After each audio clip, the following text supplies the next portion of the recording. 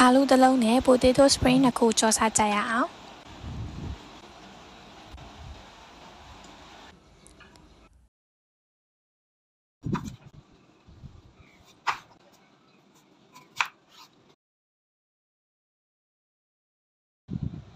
ကဲအာလူကိုအတက်လှီးမယ်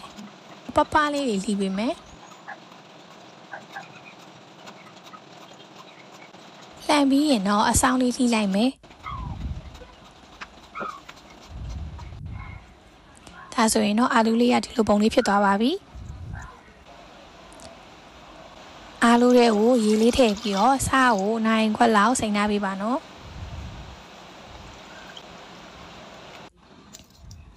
ပြီးရင်တော့အပေါ်ကနေစားလေးနည်းနည်းဖြူမယ်အစိမ်းမုတ်လေးနည်းနည်းလေးဖြူမယ်ဒါလေးကတော့အသားလေးစိတ်ဝင်အောင်ပါ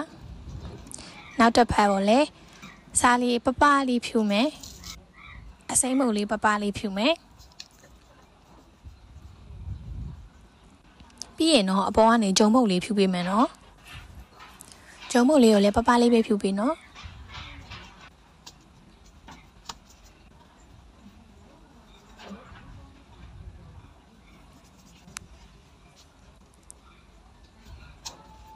ဂျုံမုတ်လေးဖြူပြီးပြီဆိုရင်တော့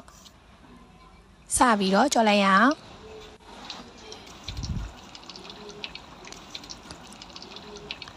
အာလူလေးရောကအရန်ကြွတာမျိုးလိုချင်တော့ပပလေးလှီးပေးနော်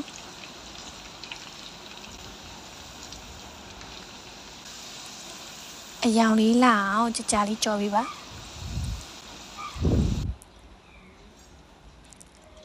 ဒါလေးကတော့နောက်ထပ်တစ်ခုထပ်ကြော်ပါမယ်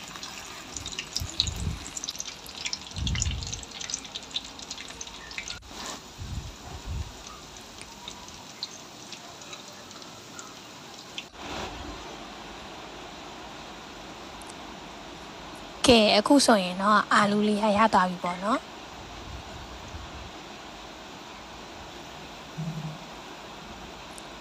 အာလူလေးရပြီဆိုရင်တော့အလှလေးဆင်းကြမယ်နော်